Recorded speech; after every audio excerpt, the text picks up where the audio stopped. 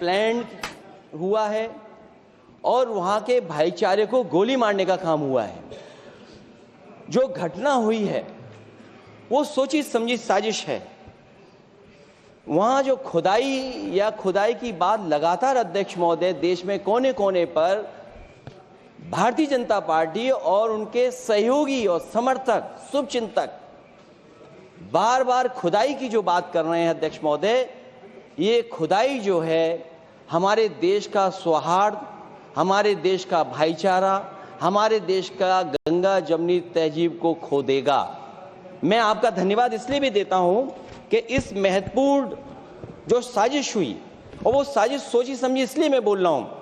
उत्तर प्रदेश का चुनाव था, पहले 13 तारीख को चुनाव होना था और 13 तारीख के चुनाव को उन्होंने बढ़ा करके 20 तारीख कर दिया। और इस जो घटना है मैं आपके सामने पढ़ना चाहता हूं। अध्यक्ष महोदय, ये यात्रा रुकी क्यों नहीं है? यात्रा ले जाओ दूसरी तरफ। अध्यक्ष महोदय, संभल की शाही जामा मस्जिद के खिलाफ 19/11/2024 को सिविल जज सीनियर डिवीजन छंदौसी संभल में एक याचिका डाली गई। कोर्ट ने दूसरे पक्ष को, अध्यक्ष महोदय सुनिए, ये सुनना चाहिए, हम यूं ही नहीं कहते थे, तो संक्षिप्त में बोले।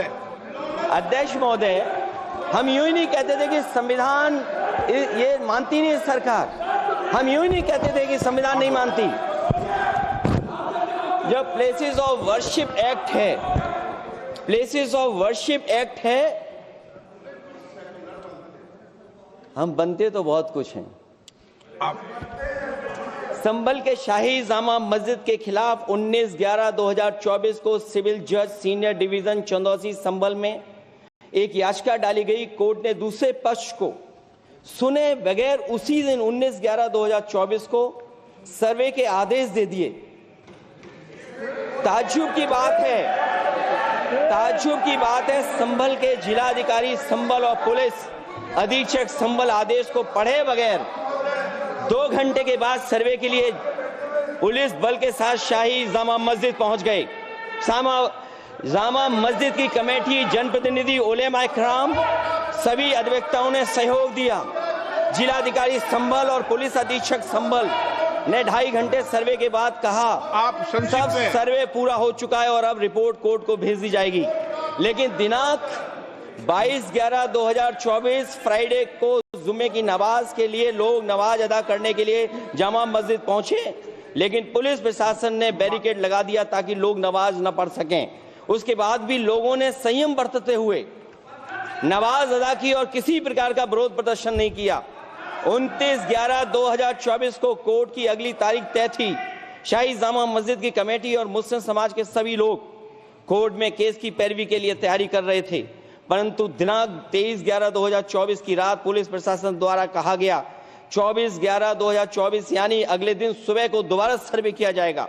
शाही जामा मस्जिद कमेटी और अधिवक्ता ने कहा कि इस सर्वे तो मुकम्मल हो चुका है, अब दूसरे सर्वे की क्या आवश्यकता है? कोर्ट के आदेश का हमने पालन कर दिया। अगर दूसरे सर्वे कराना है तो दोबारा आदेश करवाएं, कोर्ट के आदेश के बाद हम दोबारा सर्वे करा देंगे। लेकिन जिलाधिकारी संभल और पुलिस अधीक्षक संभल ने कोई सुनवाई नहीं की और तानाशाही दिखाते हुए सुबह के वक्त से पहले शाही जामा मस्जिद आ गए। शाही जामा मस्जिद कमेटी और मुस्लिम समाज के लोगों ने फिर भी धैर्य रखा और दोबारा सर्वे के लिए अंदर ले गए। सर्वे के दौरान करीब 1.5 घंटा बाद जब जनता को सूचना मिली तो वो इकट्ठा होना शुरू हो गए। लोगों ने सर्वे का कारण जानना चाहा तो सर्किल ऑफिसर ने उनके साथ गाली गलौज की और लाठीचार्ज करवाकर बुरी तरह जख्मी कर दिया। इसका विरोध करते हुए चंद लोगों ने पत्थर चलाए, जिसके बदले में पुलिस के सिपाही से लेकर के अधिकारियों तक ने अपने सरकारी और प्राइवेट हथियारों से गोलियां चलाई, जिसका वीडियो रिकॉर्डिंग है, जिसके एवज में दर्जन लोग गोलियों से घायल हो गए हैं। 5 मासूमों जो कि अपने घर से सामान लेने के निकले थे, उनकी मृत्यु हो गई। संभल का माहौल बिगाड़ने में संभल का माहौल बिगाड़ने में याचिका दायर करने वाले लोगों के साथ पुलिस और प्रशासन के लोग जिम्मेदार हैं।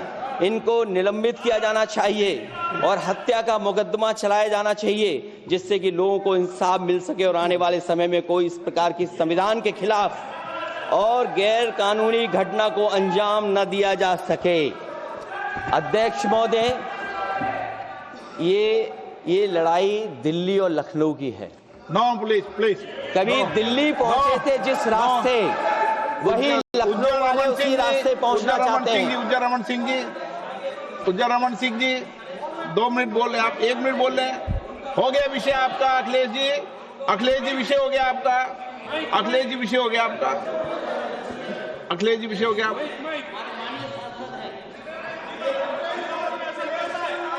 अखिलेश जी आपका विषय हो चुका है, प्लीज।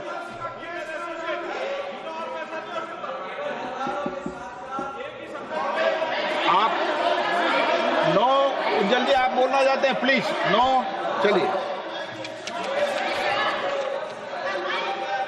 हो गया उनका विषय, उन्होंने पूरा विषय रख दिया। उज्जवल निगम जी, हो गया आपका विषय, आपने सारी मांग रख दी। माननीय अध्यक्ष जी, संभल को इंसाफ और न्याय चाहिए। संभल को इंसाफ और न्याय चाहिए। सुप्रीम कोर्ट के सिटिंग जज से इसकी जांच करानी चाहिए और जो लोग अधिकारी दोषी हैं उनको आप कंक्लूड कर दें। ये दिल्ली ये अध्यक्ष महोदय इसलिए जरूरी है। अध्यक्ष महोदय बताइए प्लीज। नो अध्यक्ष महोदय, मनीष जायसवाल, चुनाव हो गया, चुनाव में जो बेईमानी की है सरकार, जो चुनाव में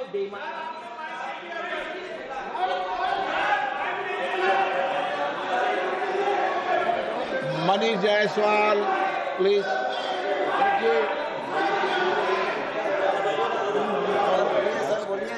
मनीष जायसवाल, आपके माध्यम से सदन का ध्यान झारखंड में वर्तमान में उत्पन्न अत्यंत गंभीर मुद्दे की ओर आकृष्ट करना चाहता हूं।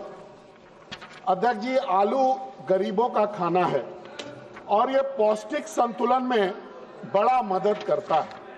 पिछले दिनों वेस्ट बंगाल की सरकार ने जो इंटर स्टेट ट्रेड जो होता है अध्यक्ष महोदय, एक राज्य से दूसरे राज्य में जो खाद्यान्न जाते हैं या अन्य प्रोडक्ट जाते हैं, उस कानून को धत्ता बताते हुए यादव को यहाँ पर आप सुन रहे थे। देखिए, सीधे तौर पर सरकार पर, प्रशासन पर सवाल उठाते हुए नजर आए। कह रहे थे कि ये सोची समझी साजिश के तहत संभल में हिंसा को अंजाम दिया गया। सरकारी और प्राइवेट हथियारों का इस्तेमाल कर गोलियां चलाई गई और चंद ही लोग थे जो वहां पर पत्थरबाजी कर रहे थे। तो भारतीय जनता पार्टी देश का माहौल बिगाड़ रही है, ये उन्होंने कहा। संभल मामले में दूसरे पक्ष को सुना ही नहीं गया। ये भी कहा कि जो पुलिस अधिकारी थे उनके आदेश पर गोली चलाई गई। और देखिए, सीओ ने गोली चलाने के आदेश दिए। सदन के अंदर अखिलेश यादव ये बात कह रहे हैं। पत्थरबाजों पर किसी तरह के कोई सवाल यहाँ पर नहीं खड़े किए गए अखिलेश यादव की ओर से, लेकिन पुलिस पर, प्रशासन पर, अधिकारियों पर जरूर उन्होंने सवाल खड़े किए हैं। सरकारी और प्राइवेट हथियारों से गोली चलवाई गई, ये अखिलेश यादव कह रहे हैं। दूसरे पक्ष को सुना ही नहीं गया। एक तरफा ये पूरी बात सामने रखी गई। सर्वे कराने के दौरान दूसरे पक्ष की बात को नहीं सुना गया, उनकी अनदेखी की गई। संभल मस्जिद विवाद सोची समझी एक साजिश है।